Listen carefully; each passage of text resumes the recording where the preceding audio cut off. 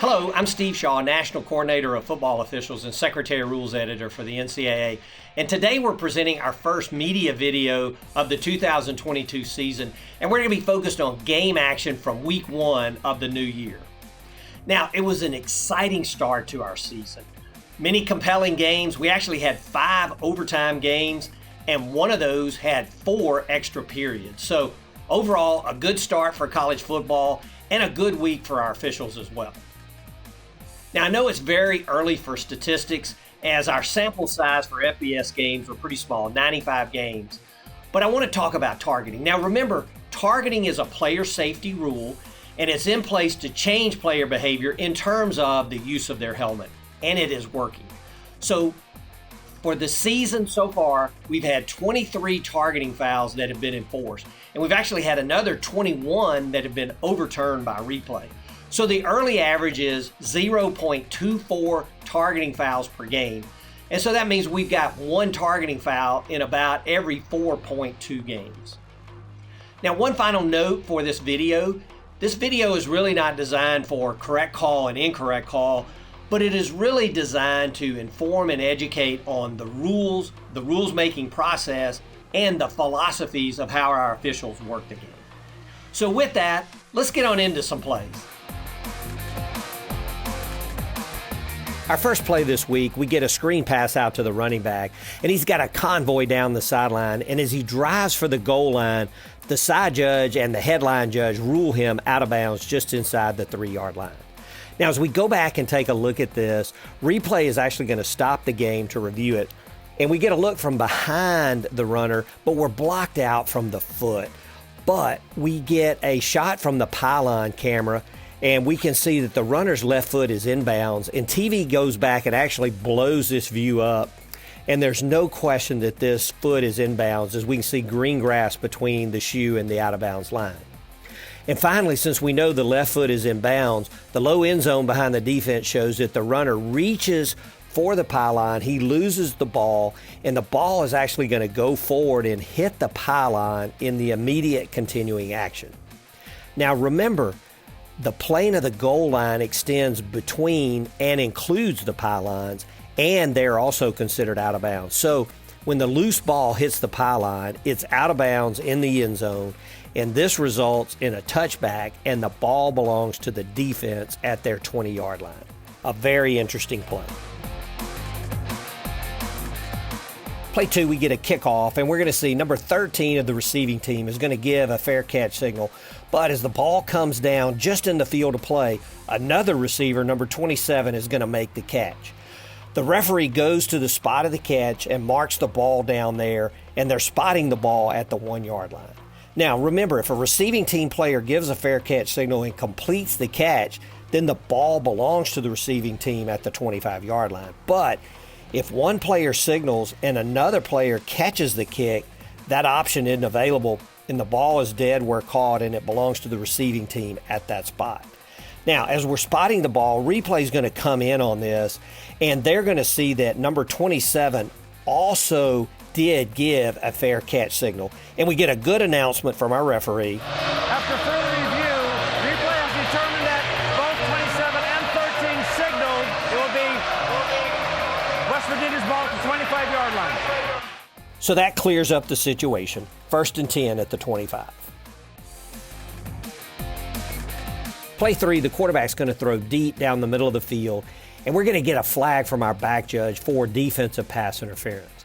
Now, as we go back and take a look at the replays, we see the defender, number 1, is not playing the ball, and he clearly makes early contact with the receiver, definitely before the ball arrives. Now, to have defensive pass interference, we must also have a catchable pass. And even though there was some discussion on this pass would be considered catchable. The defender didn't allow the receiver to come back and make a play on the ball. And the official's philosophy on catchability is an uncatchable pass must be blatantly uncatchable in order to disregard a foul for pass interference. These players are great athletes, and they've got to be given the benefit of the doubt on catchability. This pass is definitely catchable, and it's a correct call for defensive pass interference. Play 4 highlights one of our rule changes for the 2022 season, namely that blocking below the waist is not allowed outside of the tackle box now, and player safety was really the driver of this new rule. Now, in this play, we get a quick pass out to the back, and we see defender number 1 is going to come in, go low, and block left tackle number 77, who is out in front leading the play. These type low blocks outside the tackle box and in the open field are dangerous and illegal by both the offense and the defense. This is a foul, a correct call by our field judge and line judge, and unfortunately, the offensive tackle is shaken up on the play. The new rule will work to eliminate these type of dangerous blocks. Play 5, we're deep in the red zone in a tight ball game with 41 seconds remaining, and the offense hands off to the back, and the ruling on the field is going to be a touchdown. Now, replay must confirm all scores, but replay is actually going to stop the game here as they can't quickly confirm this touchdown. Now, initially, our best view is from the near handheld camera, a shot pretty much right down the goal line, and it appears that the runner is short, but we're blocked off from some of the action. Tough to see the knee down, the ball, etc. And now replay uses its multi-view system, and as they look and see all their cameras, they notice that the high right end zone may give them a good look. And so as we go and take a look at that high right end zone replay, we see that the runner is down and the ball is short of the goal line. And so replay finally puts the two views together, the near handheld and the high right end zone, and we can absolutely confirm that the runner was short of the goal line.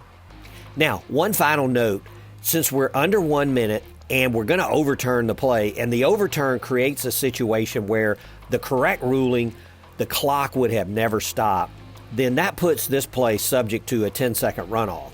But remember, either team may use a timeout to avoid this 10-second runoff. Our last play this week, we're going to talk about the momentum exception to a safety. We see a deep pass down the middle, and it's intercepted by number 25 of the defense. And it looks like he's in trouble in the end zone, but ultimately he shakes the tackler and returns the ball back into the field of play. Now, the rule states that if a player intercepts a ball between their team's 5-yard line and the goal line, and the player's original momentum carries him into the end zone, and if the ball stays in the end zone and is declared dead there, it is not a safety, but the ball belongs to the intercepting team at the spot where they gain possession. Now, it's important to note, it's not a touchback, but it would here go to about the 4-yard line. Now, this rule applies to an interception of a pass or a fumble, recoveries of an opponent's fumble or backward pass, or if a player catches or recovers a kick and their original momentum carries them into the end zone, the momentum exception to a safety applies. Well, that's it for our plays this week, and we appreciate your time invested in watching. We hope these videos will be helpful as we work through the season and will aid in understanding of the rules and officiating philosophies. Please don't hesitate to let us know if there's a specific situation you want incorporated into future videos. So best of luck to all this week, and stay safe and healthy.